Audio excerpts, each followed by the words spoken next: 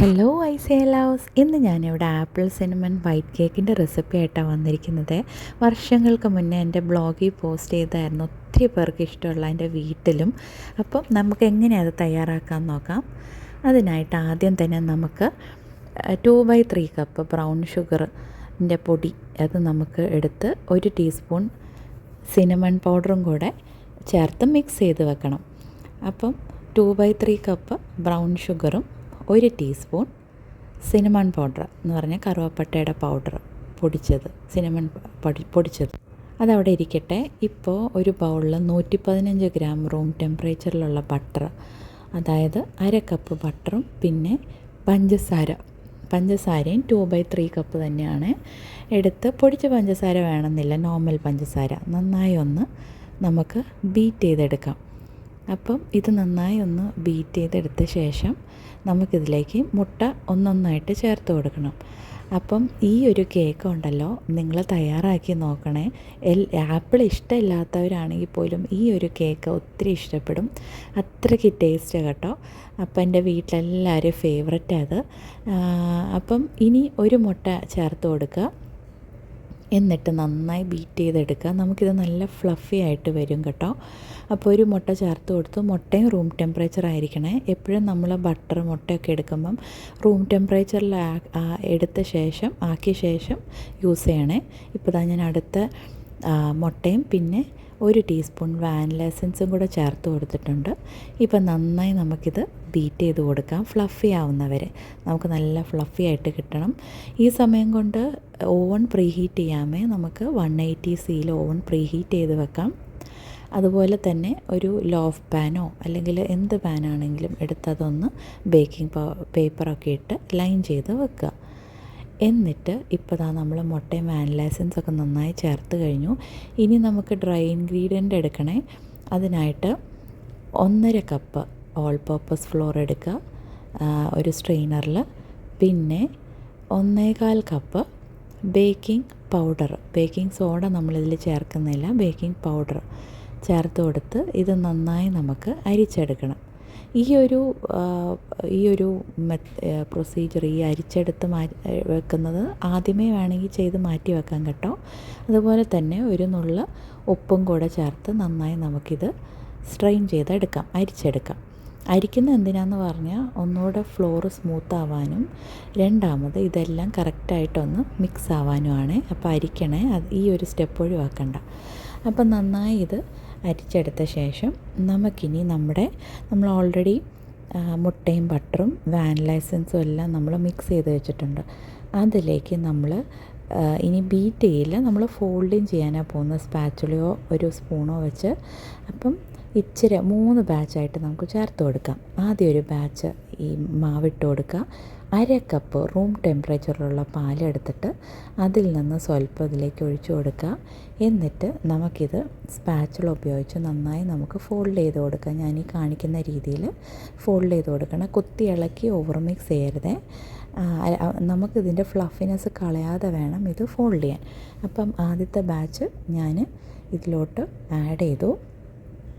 ഇനി നമുക്കിതുപോലെ തന്നെ ബാക്കിയുള്ള മാവ് ഓരോരോ ബാച്ചായിട്ട് പാലിൻ്റെ കൂടെ ആൾട്ടർനേറ്റ് ചെയ്ത് നമുക്ക് മിക്സ് ചെയ്ത് ചേർക്കണം.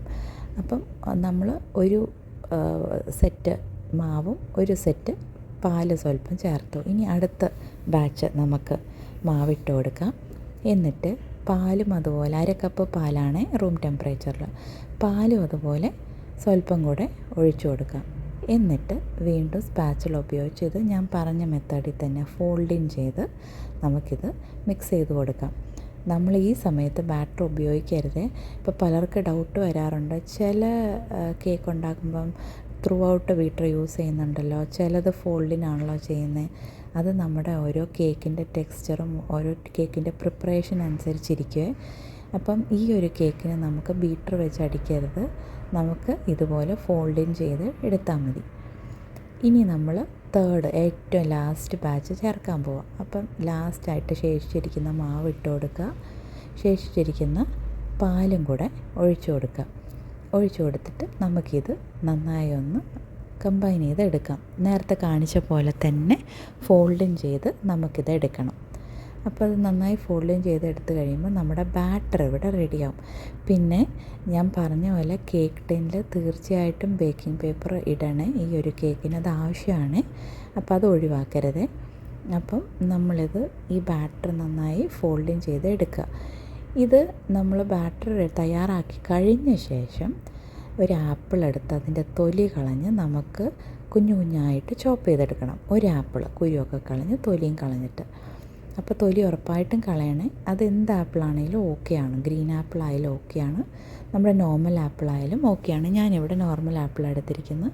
ഇത് പീൽ ചെയ്തിട്ട് നമുക്കിത് കുനുകുന കട്ട് ചെയ്ത് എടുക്കണം. അപ്പോൾ അതാ ഞാൻ പീൽ ചെയ്ത് കുനുകുന കട്ട് ചെയ്തു.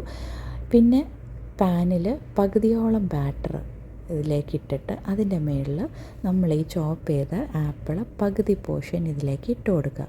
നമ്മൾ തയ്യാറാക്കിയ ബാറ്ററിൽ നിന്ന് പകുതി പോർഷൻ പാനിലിട്ടിട്ട് പകുതി പോർഷൻ ആപ്പിൾ ഇട്ട് കൊടുക്കുക. നമ്മൾ ആദ്യം മിക്സ് ചെയ്ത് വെച്ച ബ്രൗൺ ഷുഗർ സിനമൺ പൗഡറും കൂടെ ഉണ്ടല്ലോ, അതിൻ്റെ ഒരു ഹാഫ് പോർഷൻ എടുത്ത് ഞാൻ ഈ കാണിക്കുന്ന രീതിയിൽ നേരെ അങ്ങ് ഇട്ട് കൊടുക്കുക. അതിങ്ങനെ സ്വേൾ പാറ്റേണിൽ ഇങ്ങനെ ഇട്ട് കൊടുക്കുക. പകുതി പോർഷൻ ഇട്ട് കൊടുക്കുക. അപ്പം പകുതി നമ്മുടെ ബാറ്റർ ആപ്പിൾ സിനമൺ പൗഡറിൻ്റെ മിക്സൊക്കെ അവിടെ ഇരിക്കുക. അതിനി ഇതിൻ്റെ മേളിൽ ബാക്കി ബാറ്റർ ഇട്ട് കൊടുക്കണേ. ബാക്കി ബാറ്റർ ശേഷിക്കുന്ന ബാറ്റർ ഇട്ട് കൊടുത്ത് നന്നായി സ്പ്രെഡ് ചെയ്ത് കൊടുക്കുക. സ്പ്രെഡ് ചെയ്ത് കൊടുത്ത ശേഷം നമുക്ക് ശേഷിച്ചിരിക്കുന്ന ആപ്പിൾ ഇതിൻ്റെ മേളിൽ നേരത്തെ പോലെ തന്നെ നമുക്ക് സ്പ്രെഡ് ചെയ്ത് കൊടുക്കണം. സ്പ്രെഡ് ചെയ്ത് കൊടുത്ത ശേഷം നമുക്ക് ഇതിൻ്റെ മുകളിൽ നമ്മുടെ സിനമൺ പൗഡറും ബ്രൗൺ ഷുഗറും മിക്സ് ചെയ്ത് വെച്ചിട്ടുണ്ടല്ലോ, അതിൻ്റെ ബാക്കിയുണ്ടല്ലോ, അതുകൂടെ ഇട്ട് കൊടുക്കുക. അപ്പം ഇതെങ്ങനെയാണ് നമ്മൾ ഈ ഒരു കേക്കിന് നമ്മൾ ബാറ്റർ അറേഞ്ച് ചെയ്യുന്നത്. അതുപോലെ തന്നെ ആപ്പിൾ ഇതിൻ്റെ തൊലി പീൽ ചെയ്ത് കളഞ്ഞിട്ട് തന്നെ എടുക്കണേ, ചോപ്പ് ചെയ്തെടുക്കണേ. അപ്പോൾ നമ്മൾ ബ്രൗൺ ഷുഗറൊക്കെ ഇട്ടു. ഇനി മിഡിൽ റാക്കി വെച്ച് പ്രീ ഹീറ്റ് ചെയ്ത ഓവനിൽ 45 മിനിറ്റ്സ് ബേക്ക് ചെയ്തെടുക്കണം. അപ്പോൾ നമുക്ക് 45 മിനിറ്റ്സ് കഴിഞ്ഞ് നോക്കാമേ. അപ്പോൾ ഇതാ 45 മിനിറ്റ്സ് കഴിഞ്ഞു. നമ്മുടെ അടിപൊളി ആപ്പിൾ സിനമൺ വൈറ്റ് കേക്ക് ഇവിടെ റെഡിയായി. ഇത് നന്നായി തണുത്ത ശേഷം മുറിക്കാം. ഇപ്പം കേക്ക് തണുത്തിട്ടുണ്ട്. ഞാൻ മുറിച്ച് കാണിച്ചു തരാം കേട്ടോ. നല്ല യമ്മി കേക്കാണേ. കണ്ടോ എന്ത് പെർഫെക്റ്റായിട്ട് നമ്മുടെ കേക്ക് ഇവിടെ റെഡി ആയതെന്ന്. ഇതിന് ആപ്പിൾ സിനമൺ വൈറ്റ് കേക്ക് എന്ന് പേര് വരാൻ കാരണം ഇതിൻ്റെ ആപ്പിൾ സിനമൺ ഒക്കെ ഉണ്ടെങ്കിൽ ഇതിൻ്റെ ബാക്ക്ഗ്രൗണ്ട് വൈറ്റ് അല്ലേ, അതുകൊണ്ടാണ് കേട്ടോ. അപ്പോൾ അതാ എല്ലാവരും ഈ കേക്ക് ട്രൈ ചെയ്ത് നോക്കുക. എപ്പോഴും പോലെ തന്നെ ഫീഡ്ബാക്ക് അറിയിക്കുക. വീഡിയോ ഇഷ്ടപ്പെട്ടെങ്കിൽ ലൈക്ക് ചെയ്യുക, ഫ്രണ്ട്സിനൊക്കെ ഷെയർ ചെയ്ത് കൊടുക്കുക, സബ്സ്ക്രൈബ് ചെയ്യുക. എന്നാലാണ് ഞാൻ റെസിപ്പീസ് ഇടുമ്പോൾ നോട്ടിഫിക്കേഷൻ ലഭിക്കുകയുള്ളൂ.